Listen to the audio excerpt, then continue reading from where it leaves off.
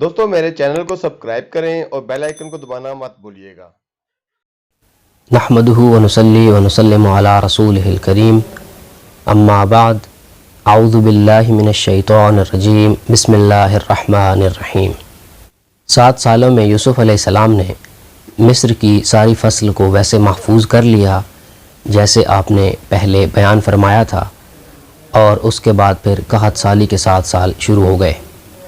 نبی اکرم صلی اللہ علیہ وآلہ وسلم کی آمد کے بعد انسانوں سے وہ قحط سالی اٹھا لی گئی ہے جو ماضی کی قوموں پر آیا کرتی تھی۔ اگر کسی جگہ اب تھوڑا بہت مسئلہ ہوتا بھی ہے تو دوسری جگہ سے اناج کو منگوا کر وہاں زندگی کا سلسلہ اپنے معمول کے مطابق چلتا رہتا ہے۔ انہی قحط سالی کے دنوں میں کنعان سے یوسف علیہ السلام کے بھائی بھی غلہ لینے کے لیے آئے۔ اللہ تعالیٰ ارشاد فرماتے ہیں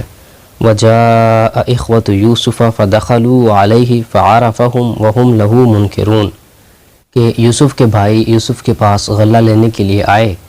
اور یوسف علیہ السلام نے ان کو پہچان لیا، لیکن وَهُمْ لَهُ مُنْكِرُونَ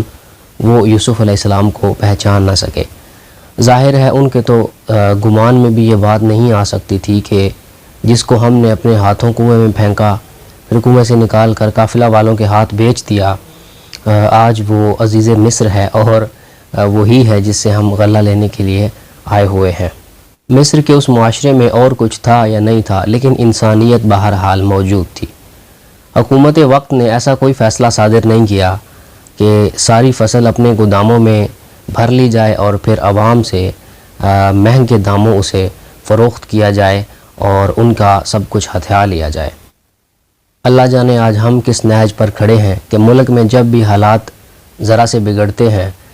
تو جس کے پاس جو کچھ ہوتا ہے وہ اسے اپنے گودام میں بھر لیتا ہے کہ جب حالات مشکل ہوں گے اور چیزیں مہنگی ہوں گی تو میں اس وقت یہ چیزیں بیچوں گا۔ جو قوم فیس ماسکس تک سٹاک کر لیتی ہے اسے اپنا محاسبہ کرنے کی بہرحال ضرورت ہے کہ کیا ہمارے اندر انسانیت باقی بھی ہے یا کہ نہیں ہے۔ قرآن فرماتا ہے وَلَمَّا جَهَّزَهُمْ بِجَهَازِهِمْ قَالَ ائْتُونِي بِأَخٍ لَكُم مِّنْ أَبِيكُمْ أَلَا تَرَوْنَ أَنِّي أُوفِي الْكَيْلَ وَأَنَا خَيْرُ الْمُنزِلِينَ۔ یوسف علیہ السلام نے جب ان کا سامان یعنی ان کا غلہ ان کو دے دیا تو آپ انہیں کہنے لگے کہ اگلی بار جب تم میرے پاس آؤ گے تو تم اپنا وہ بھائی بھی لے کر آنا جو تم اپنے والد کے پاس چھوڑ کر آئے ہو۔ تو انہوں نے یوسف علیہ السلام کو بتایا تھا کہ ہمارا ایک بھائی ابھی گھر بھی ہے جو کہ ہم اپنے والد کے پاس چھوڑ کر آئے ہیں۔ تو آپ نے فرمایا کہ اگلی دفعہ جب تم آؤ تو اسے بھی ساتھ لے کر آنا۔ آپ نے فرمایا کہ کیا تم نے نہیں دیکھا کہ میں ہر شخص کو اس کے حصے کے مطابق پورا غلہ دیتا ہوں اور میں بہت اچھا مہمان نواز بھی ہوں۔ تو اتنے ظالم بھائیوں کے ساتھ یوسف علیہ السلام کا رویہ کس قدر میٹھا ہے کہ آپ نے ان کو ان کا غلہ بھی پورا دیا اور ان کی بہت اچھی مہمان نوازی بھی کی۔ تو یہ کہنا بالکل صحیح اور بجا ہوگا کہ صبر کا دوسرا نام یوسف ہے۔ آپ فرمانے لگے فَإِن لَّمْ تَأْتُونِي بِهِ فَلَا كَيْلَ لَكُمْ عِندِي وَلَا تَقْرَبُونَ کہ اگر تم بنیامین کو میرے پاس اگلی دفعہ نہ لے کر آئے تو پھر تمہیں کوئی غلہ نہیں ملے گا اور نہ ہی تمہیں یہاں آنے دیا جائے گا۔ یہ بات سن کر وہ کہنے لگے قَالُوا سَنُرَاوِدُ عَنْهُ أَبَاهُ وَإِنَّا لَفَاعِلُونَ کہنے لگے ہم نے آپ کی بات سن لی ہے اور ہم اپنی طرف سے پوری کوشش کریں گے کہ ہم بنیامین کے والد کو اس بات پر آمادہ کر سکیں کہ وہ بنیامین کو ہمارے ساتھ بھیج دیں۔ وَإِنَّا لَفَاعِلُونَ کہ ہم اپنی طرف سے تو آپ کو پوری کوشش کرنے کی یقین دہانی کراتے ہیں، لیکن آگے پھر جیسے ان کے والد نے چاہا۔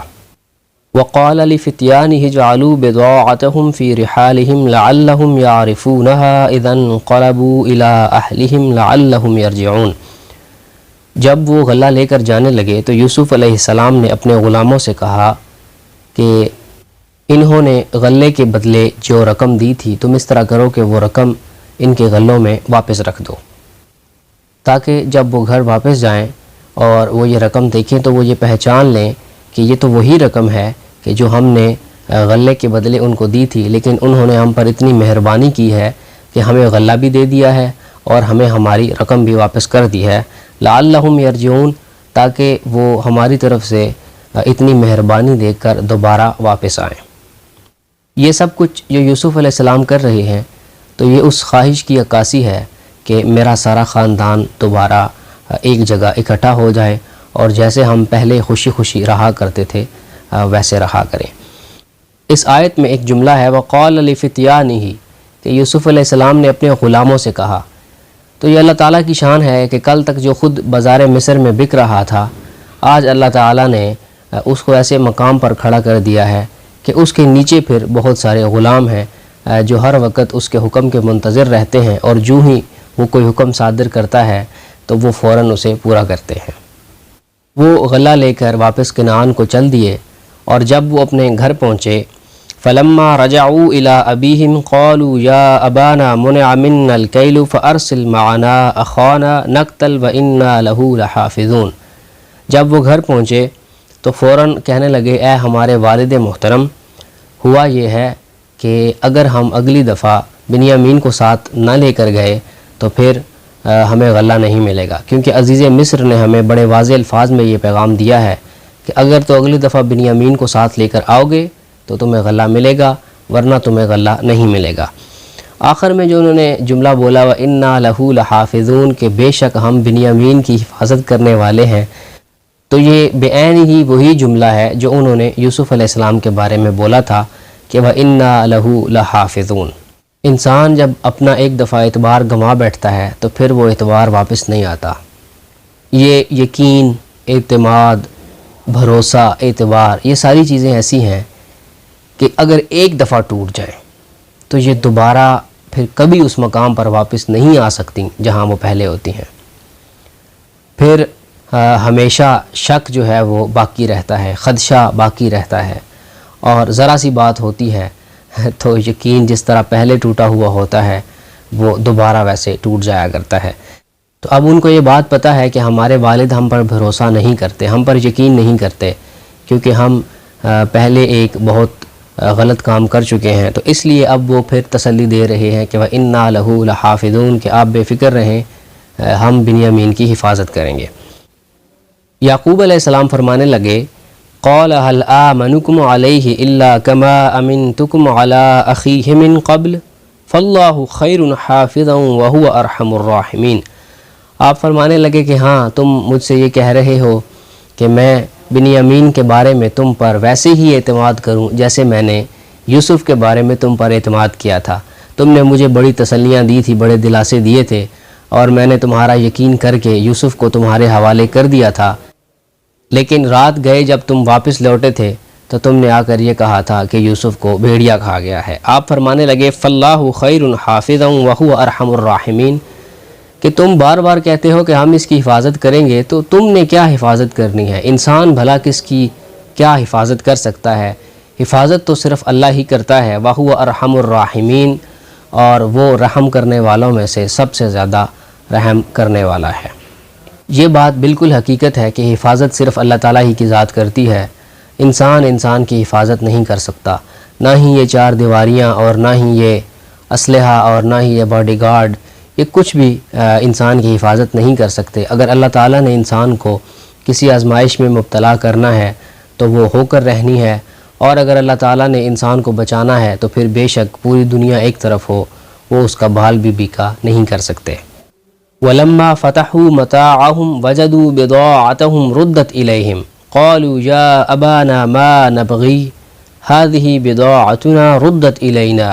وَنَمِيرُ أَهْلَنَا وَنَحْفَظُ أَخَانَا وَنَزْدَادُ كَيْلَ بَعِيرٍ ذَلِكَ كَيْلٌ يَسِيرٌ۔ جب انہوں نے